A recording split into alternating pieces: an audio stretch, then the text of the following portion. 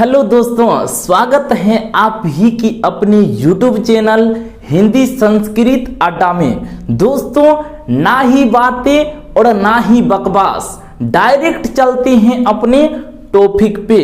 दोस्तों, जैसा कि आप लोग जानते हैं कि बोर्ड परीक्षा 2022 जो आ चुका है मित्र, आप लोग, हमें उम्मीद है कि आप लोग अपनी तैयारी में जोर शोर से जुड़ चुके हैं मित्र। तो आइए आज के इस वीडियो में हम लोग आप ही के पाठ्य पुस्तक यानी हिंदी का जो दूसरा चैप्टर है, इस चैप्टर से मित्र 8 से 10 अंक का प्रश्न पूछा जाता है। जो प्रश्न बोर्ड परीक्षा 2022 में आने वाला है मित्र, उन्हीं प्रश्नों की आज विस्तार से व्याख्या करेंगे। तो चलिए शुरुआत करते हैं। तो आज का जो चैप्टर है मित्र, चैप्टर का नाम है विष के दांत। क्या नाम है मित्र? चैप्टर का नाम है विष के दांत, जो एक कहानी है। यहीं से डायरेक्ट क्वेश्चन ले लेता है कि विष के दांत जो है वो क्या है। ऑप्शन में रहेगा निबंध, ऑप्शन में रहेगा कहानी, ऑप्शन सी रहेगा दोनों, ऑप्शन डी रहेगा इनमें से कोई नहीं। तो मित्र आंसर लगाना है कहानी। तो विष के दांत क्या है मित्र? एक कहानी है। फिर अगला क्वेश्चन पूछता है कि विष के जो दांत हैं वो एक कहानी है, जिस कहानी के कहानीकार अर्थात इस कहानी को लिखने वाले जो है मित्र वो है नलिन विलोचन शर्मा। इससे भी क्वेश्चन उठा लेता है कि विष के दांत कहानी के लेखक कौन है। तो मित्र आंसर होगा नलिन विलोचन शर्मा। मित्र आप अपने कॉपी में नोट करते चलिए, क्योंकि ये क्वेश्चन बार बार पूछा जाता है। बोर्ड परीक्षा 2022 में भी पूछा जाएगा कि विष के दांत क्या है। तो एक कहानी है, इसके लेखक कौन है? तो मित्र नलिन विलोचन शर्मा है। कौन है? नलिन विलोचन शर्मा विष के दांत कहानी के लेखक हैं। आइए थोड़ा सा इस कहानी के बारे में चर्चा करते हैं, फिर ऑब्जेक्टिव पर विस्तार से व्याख्या करेंगे। मित्र ये जो विष के दांत कहानी है ना, इस कहानी में दो वर्ग के बीच यानी एक मध्यम वर्ग के बीच, ठीक ना, एक मध्यम वर्गीय लोगों और एक उच्च वर्गीय लोगों के बीच किस प्रकार से समाज में भेदभाव होता है। मित्र एक मध्यम वर्गीय लोगों के साथ किस प्रकार एक उच्च वर्गीय लोग पेश आते हैं, उन्हीं दो वर्गों के बीच विस्तार से बताया गया है। मित्र इस कहानी में दो परिवार को शामिल करके यानी दो परिवारों को लाके और कहानी को बताया गया है। मित्र इस कहानी में दो परिवार हैं। एक परिवार जो सेन साहब का परिवार है, दूसरा परिवार जो उसी के फैक्ट्री में काम करने वाले जो किरानी के पद पर हैं। मित्र नाम है गिरधर, ठीक ना। तो एक कौन हो गया? सेन साहब का परिवार, दूसरा गिरधर का परिवार, ठीक ना। तो ये जो सेन साहब का परिवार है, इसी परिवार में के, ठीक ना, इसी की फैक्ट्री में गिरधर किरानी का काम करता था, ठीक ना। तो अब देखिए क्या होता है। तो सेन साहब के 5 बेटियां थी। कितना? सेन साहब के 5 बेटी, एक बेटा जो बुढ़ापा में क्या हुआ था मित्र, जन्म लिया था। आप लोग जानते हैं कि जब परिवार में क्या होता है मित्र, कुछ ऐसी चीज होती हैं जो जिस पर से लोग उम्मीद को छोड़ देते हैं। एग्जाम्पल की अगर बात करें तो मित्र आप लोग जानते हैं कि परिवार में जब 3, 4, 5 बेटियां हो जाती हैं और 5 से 10 साल बीच में, ठीक ना, 5 से 10 साल बीच में अगर कोई संतान नहीं होता है तो मित्र उम्मीद छोड़ देते हैं कि अब पुनः संतान की प्राप्ति होगी। ठीक उसी प्रकार सेन साहब जो थे उनकी पत्नी और 5 बेटियां, ठीक है ना।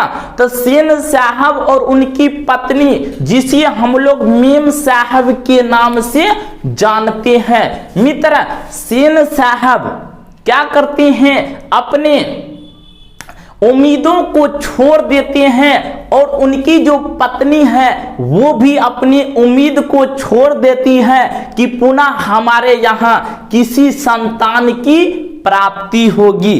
तो मित्र वृद्धा अवस्था होने में, ठीक है ना, होने के बाद क्या होता है, सेन साहब के परिवार में एक संतान की प्राप्ति होती है। मित्र एक बुढ़ापे की आंख की तारा के समान एक लड़का सेन साहब के परिवार में जन्म लेता है। मित्र उसका नाम रखा जाता है खोखा, ठीक ना, खोखा, ठीक ना, खोखा। क्या नाम है मित्र, तो सेन साहब का जो बुढ़ापे की आंख का जो तारा था मित्र उसका नाम रखा गया था खोखा। वो बड़ी नटखट लड़का था, ठीक ना। तो वो कैसा था, तो बड़ी नटखट लड़का था। और सेन साहब अपने बेटे किसको, खोखा को, कासू को इंजीनियर बनाना चाहते थे। क्या बनाना चाहते थे, इंजीनियर बनाना चाहते थे। और जिस कारण से खोखा का जो है पढ़ाई लिखाई के लिए उसी के फैक्ट्री में जो काम करने वाले बढ़ई मिस्त्री सब हुआ करते थे, उन्हीं को अपने घर पे घंटा 2 घंटा बुला के और खोखा को उसी तरह का शिक्षा दिया जाता था। ठीक इसके विपरीत गिरधर का परिवार, उसमें, ठीक ना, गिरधर का एक बेटा था 5-6 साल का, नाम था मदन। क्या नाम था मित्र, नाम था मदन। दोनों के परिवार के बीच देखिए मित्र घरेलू विवाद होता है, ठीक ना। तो सेन साहब एक नई मोटर कार खरीद के लाए थे और उनको बरसाती में रखे थे। तो सेन साहब के परिवार में जो 5 लड़कियां थी, उन 5 लड़कियां से मित्र सेन साहब को काली चमकीली कार पे कोई खतरा नहीं होता था। लेकिन उसी के परिवार में उसी का जो एक बेटा था कासू, खोखा, उनसे उनके मोटर कार पर कभी भी खतराएं आ जाती थी। क्योंकि हम आप लोग को बताए शुरुआत में ही वो एक नटखट था। वो किसी भी घर के किसी भी चीजों को क्या करता था, तोड़ डालता था। तो एक दिन की बात है, ठीक ना, जब कासू, एक दिन की बात है मित्र, जब कासू अपने उस मोटर कार के पास खड़ा था, उनका ड्राइवर भी खड़ा था। उसी समय की बात है मित्र, मदन जो है वो सेन साहब के उस काली चमकीली हुई चमकती हुई कार के पास गया। हर सब लोग देख रहा था, बेचारा बच्चा था वो भी देखने पहुंचा। देखने जैसे ही पहुंचा वो मदन गया पास, उसका मन हुआ कि हम इस काली चमकीली कार को क्या करें, थोड़ा सा छू के देखें। क्या करें मित्र, थोड़ा सा छू के देखें। जैसे ही ये छूना चाहा, कौन, मदन, तो उधर से सेन साहब का जो ड्राइवर था मित्र उसे उन्होंने धकेल दिया। क्या कर दिया, धकेल दिया। धकेल जैसे ही धकेला मदन गिर गया और घुटना, दाहिने घुटने से खून निकलने लगा। यही से विवाद होता है शुरू। मित्र, दोनों परिवार के बीच विस्तार से विवाद होता है। तो चलिए फिर हम कहानी बताएंगे। इससे पहले कि इसके बीच के कुछ ऑब्जेक्टिव को देख लेते हैं जो बोर्ड परीक्षा 2022 में आएगा। तो पहला ऑब्जेक्टिव निकल के तैयार हुआ कि विष के दांत जो कहानी है उसके लेखक कौन है? तो नलिन विलोचन शर्मा। मित्र, कौन है? नलिन विलोचन शर्मा। विष के दांत एक क्या है? तो विष के दांत एक कहानी है। क्या है मित्र? कहानी है।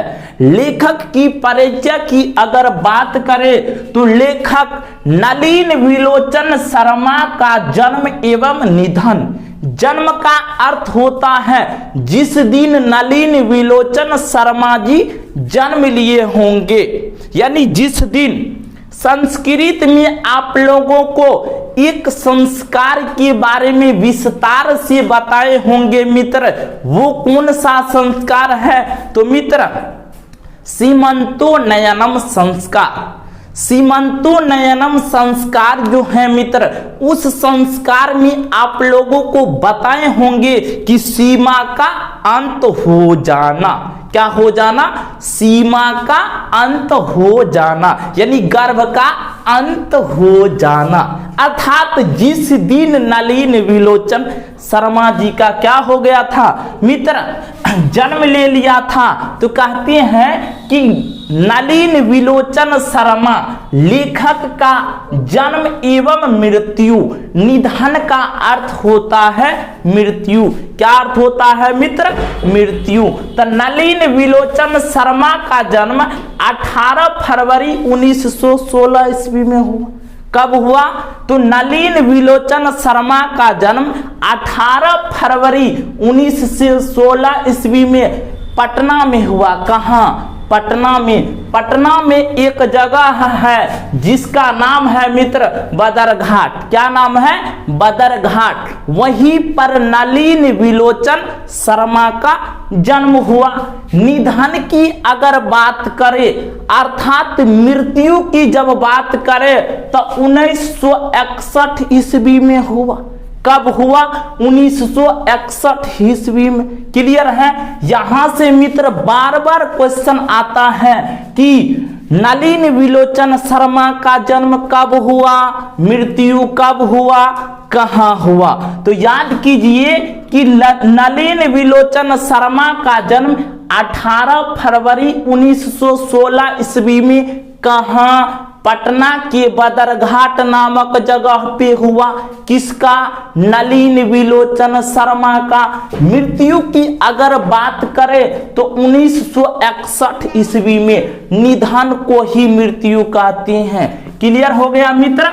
चलिए अब आगे की कड़ी में देखते हैं कि नलिन विलोचन शर्मा जो हैं उनके माता पिता, यानी लेखक साहब के माता पिता का क्या नाम था? तो मित्र लेखक का माता पिता का नाम, यानी नलिन विलोचन शर्मा के माता पिता का नाम। तो पिता की अगर नाम की बात करें मित्र, तो नलिन विलोचन शर्मा के पिता का नाम पंडित रामावतार शर्मा था, जबकि माता का नाम रत्नावती शर्मा। क्या नाम था? रत्नावती शर्मा।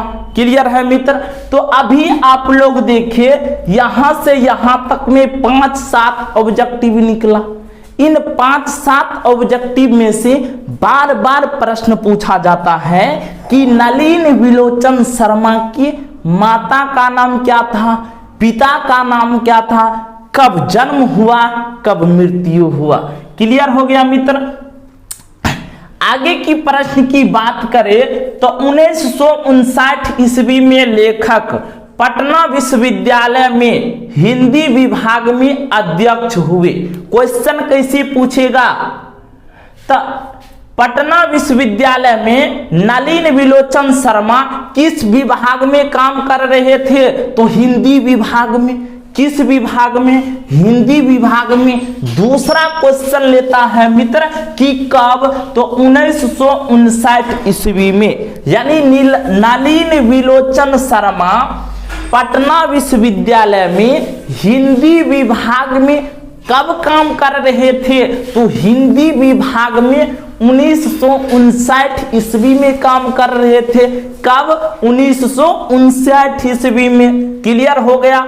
तो आइए मित्र, नलिन विलोचन शर्मा का जो कुछ प्रमुख रचना सब है, यानी नलिन विलोचन शर्मा जो बहुत सारे कहानी, उपन्यास ये सब लिखे, उसमें से जो कुछ प्रमुख हैं जो आपकी बोर्ड परीक्षा में बार बार आता है मित्र, उन सभी को हम यहाँ पे संकलित किए हैं, अर्थात लिए हैं कि कौन कौन प्रश्न बार बार पूछे जाते हैं। तो लिखा हुआ है कि लेखक की प्रमुख रचनाएं, यानी नलिन विलोचन शर्मा की प्रमुख रचनाएं, यानी रचना जो किए हैं कौन? नलिन विलोचन शर्मा।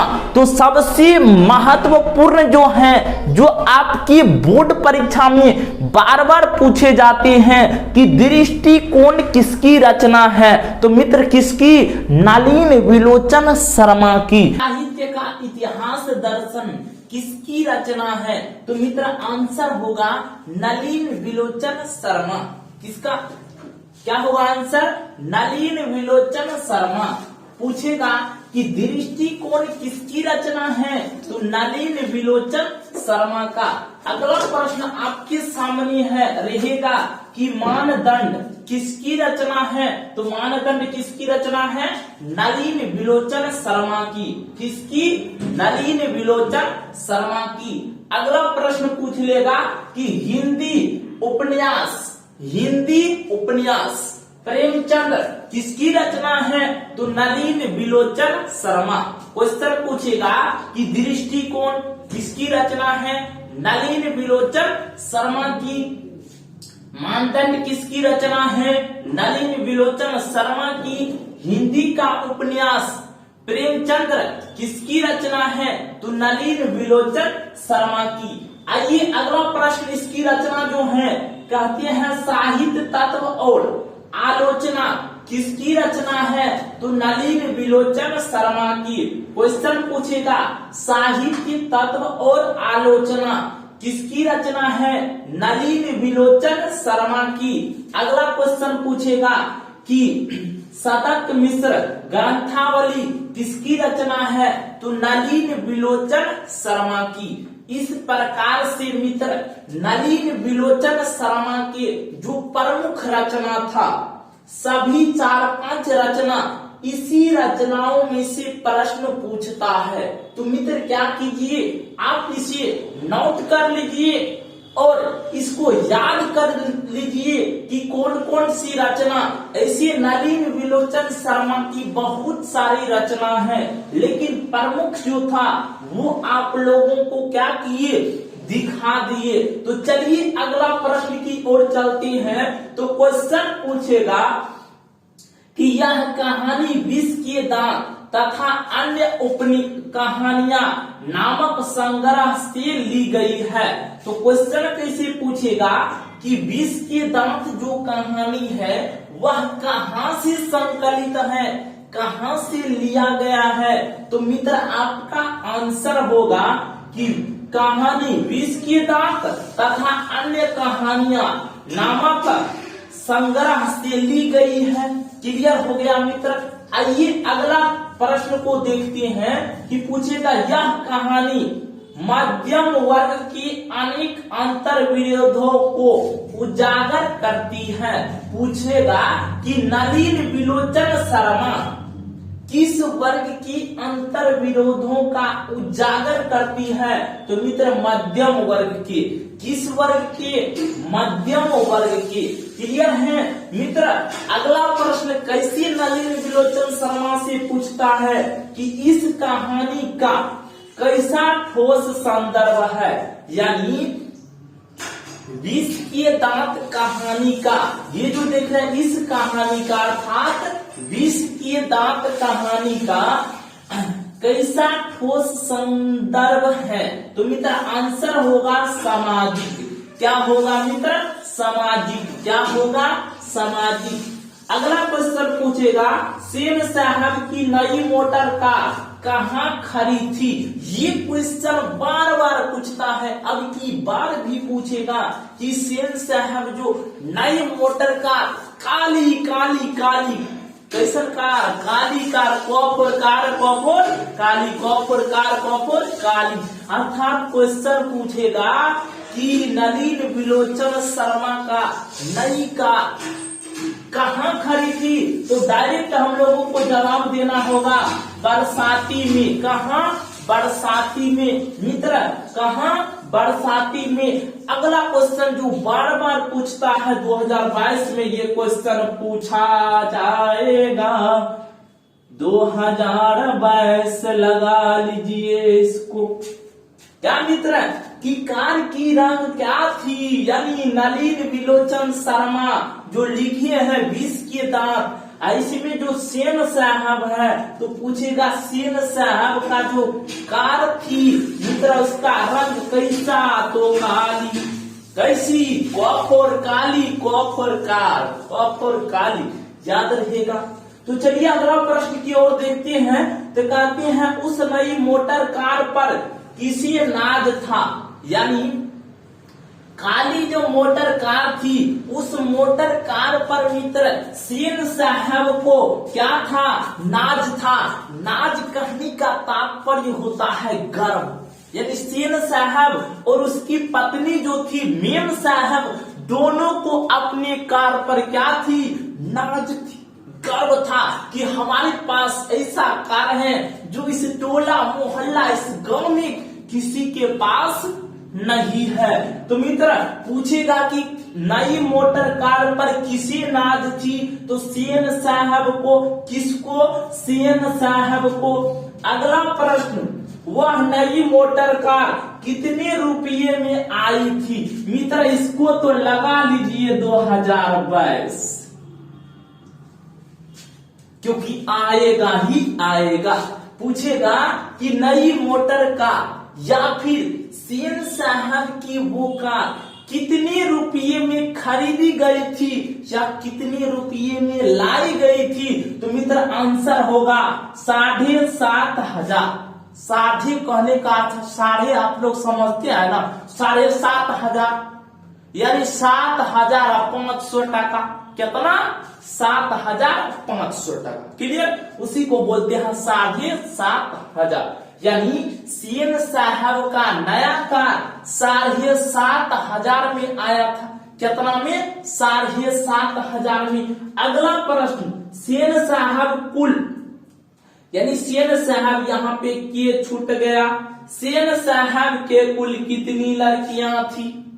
यानी सेन साहब जो थे तो हम आप लोगों को कहानी में बता दिए। क्या बता दिए? कि सेन साहब को 5 बेटी। क्या को बेटी? 5 गो। तो उसी को लड़कियां कहती। यानी 5 बेटी थी। एगो बुढ़ापे की आंखों की तारा नाम था खासू पर ख्वाख। क्या नाम? ख्वाखा। यानी सेन साहब की कुल कितनी लड़कियां? 5। मित्र कितना? 5। अगला क्वेश्चन पूछेगा कि मोटर कार को किससे कोई खतरा नहीं था? यानी सेन साहब का जो मोटर कार था उस मोटर कार को किससे कोई खतरा नहीं था? तो मित्र लड़कियां से, क्योंकि रजनी, सोफाली ये सब जो 5 लड़कियां थी ना मित्र, वो 5 लड़कियां बड़ी सुरीली थी। यानी माटी के मूर्त के समान थी। उससे कोई घर के सामानों में कोई खतरा सब नहीं था। अगला प्रश्न, कौन जीवन और घर के नियमों का अपवाद था? अपवाद कहने का तात्पर्य आप लोग जानते हैं, ऑब्सेक्शन। यानी कौन जीवन और घर के नियमों का अपवाद था? तो मित्र खोखा, यहाँ पे मिल सकता है कासू, तो खोखा कासू, खोखा कासू। अगला प्रश्न, मोटर कार को किससे खतरा था? तो खोखा से। किससे? खोखा से। तो मित्र, इस पाठ के जो महत्वपूर्ण प्रश्न थे उसे हम चर्चा कर चुके, और कुछ महत्वपूर्ण प्रश्न है मित्र, आप इसे नोट कीजिए, हम बोल के करते हैं क्लियर। और क्या सब आ सकता है? तो आपकी बोर्ड परीक्षा में पूछेगा कि कासू यानी मदन ने कासू के उस झगड़े की कहानी, कि मदन ने कासू के कितने दांत तोड़ डाले? तो मित्र आंसर दीजिएगा 2 दांत। कितना दांत? 2 दांत। क्वेश्चन पूछेगा कि कासू का दांत किसने तोड़ा? तो मदन ने तोड़ा। अगला क्वेश्चन क्या पूछ सकता है कि मदन किसका बेटा था? तो मित्र मदन जो था वो मदन गिरधर लाल का बेटा था। ठीक है ना? किसका बेटा था? तो गिरधर लाल का बेटा था। तो मित्र आज का ये जो क्लास है, वीडियो है मित्र, इसको यहीं पर समाप्त करते हैं। अगर आपको मेरा ये वीडियो अच्छा लगा तो मित्र आप हमारे इस चैनल को हिंदी संस्कृत अड्डा को सब्सक्राइब कीजिए, शेयर कीजिए, लाइक कीजिए। अगले वाले वीडियो में मिलते हैं इसी टॉपिक अर्थात विष के दांत का जो लघु उत्तरीय प्रश्न है जो आपकी बोर्ड परीक्षा 2022 में आएगा, उन्हीं प्रश्नों को लेकर आएंगे। आज के लिए इतना ही। नमस्कार दोस्तों।